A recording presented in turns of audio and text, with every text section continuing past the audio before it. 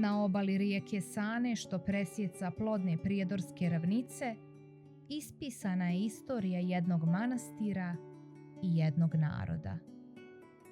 Tu su hladni vjetrovi nemilosrdno nasrtali na plamen svijeće u namjeri da je jednom zauvijek ugase. Ali i kada bi se učinilo da tinja i da se njen plamen smanjuje, ona bi iznova zasijala i osvijetlila manastir Klisinu i put srpskom pravoslavnom narodu.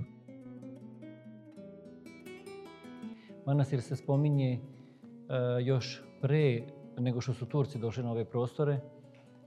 U narodu postoji jedno vjerovanje i jedna priča da je manastir porušen 1463. godine.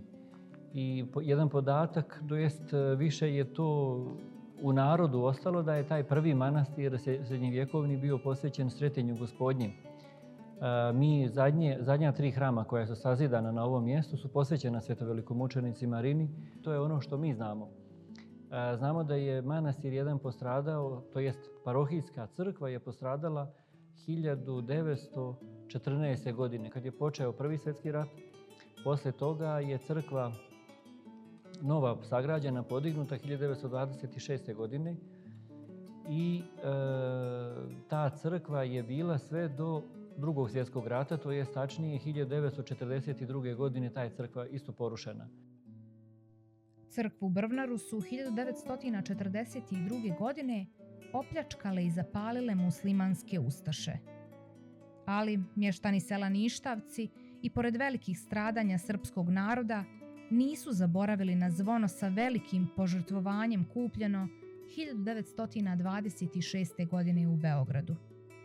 Sa zgarišta, volovskim zapregama, odvoze ga i potapaju u rijeku Sanu. Tako će ono biti začuvano sve do kraja rata. Godine 1946. zvono su izvadili i donijeli do ostataka hrama, gdje su ga postavili na 4 stuba.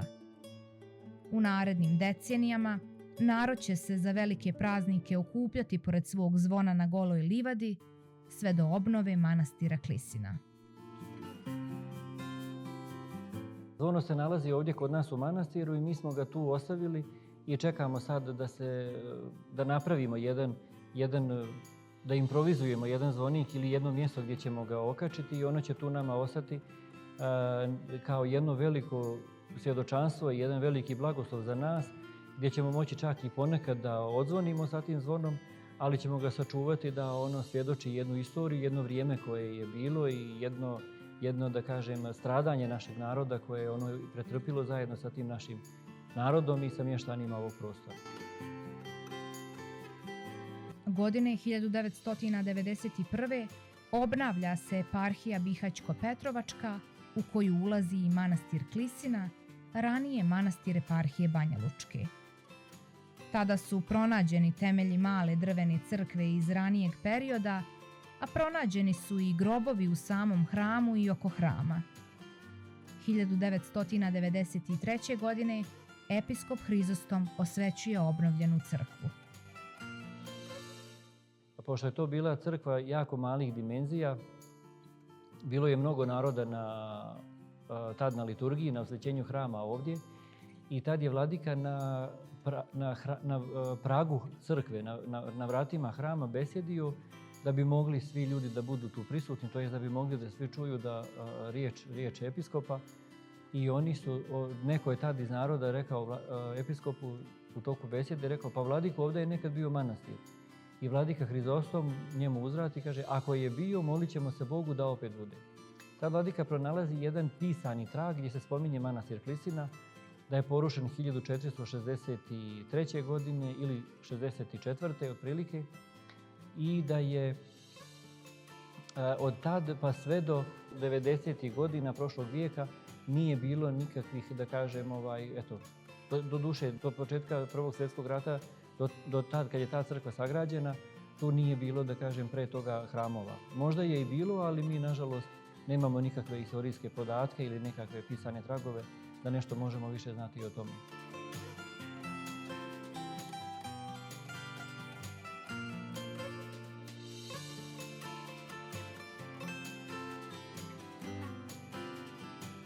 Vladika Hrizostom 1993. godine kad je ta bila besjeda i poslije te besjede, on kad pronalazi te podatke o manastiru Klisina, on odluči da pravi konak. To je sad konak ovaj koji je ispred naše crkve, ovdje koji je u našem krugu manastirskom, gdje mi sad monasi tu živimo i obavljamo sva poslušanja manastirska. To je bilo 1994. godine. Uveliko je, nažalost, u to vrijeme ovdje bio rat i Vladika je malo stao sa radovima. Uspjeli su samo tada izliju temelje. Vladika je već 1994. izbjegao iz Bosanskog Petrovca za Ključ. Tu je bio godinu dana. 1995. godine u 6. mjesecu on prelazi u Sanski most i u septembru iste godine napušta eparhiju sa narodom, odlazi u Beograd. U Beogradu bio sve do marta dok se nije vratio u eparhiju. Vratio se u jedno selo Podrašnicu kod Mrkonjić grada i odatle nastavlja 1997. godine zidanje konaka.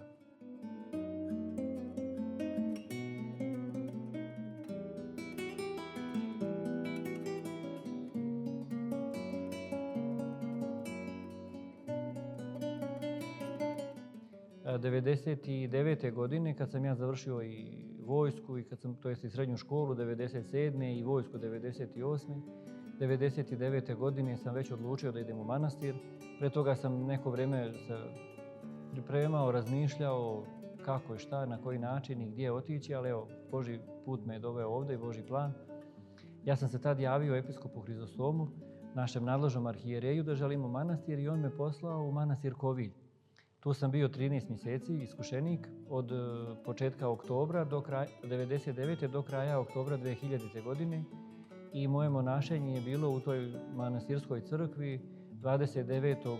oktobra 2000. godine. Tačnije, tad ovdje počinje taj monaški život i od tad sam ja ovdje u manastiru. Proglašenje manastira učinjeno je 1. januara 1998. godine. Tom prilikom episkop Hrizostom proglasio je manastir Klisinu kao svetomarinsku opštežiteljnu obitelj. Uskoro poslije ovoga zamonašen je i prvi monah manastira Klisina, nakon čega se nastavlja duhovna i materijalna obnova. Mi smo ovaj hram proširili. Pošto je bio jako malih dimenzija, Vladika je blagoslovio da to bude ovdje napravljena trobrodna bazilika i mi smo odlučili da porušimo tu malu crkvu i da sazidamo ovu baziliku. Zidanje to jest izlijevanje temelja za ovu crkvu smo počeli u aprilu 2010. godine. Već smo ozidali bili jedan dio zidova na neku određenu visinu i tek smo tad počeli sa rušenjem, sklanjanjem te male crkvice i onda kad smo to sve raščistili, onda smo 2010. uspjeli da ozidamo i 2011. smo pokrili ovu crkvu. I od tada, evo, punih 10 godina, to jest 11 godina, uvijek nešto novo uradimo, unesemo u ovu crkvu. Iako obnovljen u novijem vremenu, manastir je vrlo brzo obogaćen relikvijama. U hramu se čuvaju čestice moštiju svete velikomučenice Marine. Manastirska riznica posjeduje i replike ikona, Bogorodica Jerusalimska i Dostojna jest.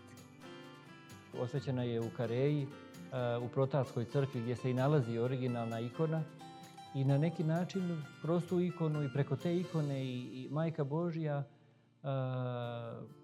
blagosilja one koji dolaze i koji se mole pred njom. Imali smo već nekoliko isceljenja pred tom ikonom i nekoliko, da kažem, čuda onako gdje su ljudi dolazili pa smo se molili pred tom ikonom i poslije su ljudi dolazili da kažu da su ozdravili i da su, da kažem, bivali iscijeljeni. Posebna radost, u stvari nešto što nam je najviše ostalo urezano i što se najviše pamti jeste isciljenje jednog dječaka koji je bolovao nekoliko godina od leukemije, mali dječkić koji još nije bio krenuo u školu. Roditelji su ga vodili u bolnice i, da kažem, dugo vremena je i ležao u Beogradu u bolnici i pred odlazak jedan u Beogradu roditelji su došli ovdje u manastir da mu čitamo molitve i čitali smo molitve baš ispred te ikone, Dostojno jest. Poslije toga kad su otišli u Beograd, doktor kad je Kad je bila kontrola, doktor ih je pitao šta su radili i šta se to desilo, da je dijete potpuno zdravo i da je dijete potpuno iscijeljeno. Oni su poslije toga došli da nam to saopšte i da zablagodare Gospodu što ih je Gospod blagoslovio i što je Presveta Bogorodica iscijelila njihovo dijete. Sva čuda projavljena u manastiru Klisina nagrada su od samog Gospoda za svu muku i požrtvovanje pravoslavnog naroda u prijedorskom kraju. Manastir Klisina je naša živa poveznica sa Bogom, koja svojim podizanjem iz pepela svjedoči o vaskrsenju i Hristovoj riječi datoj još prije 2000 godina.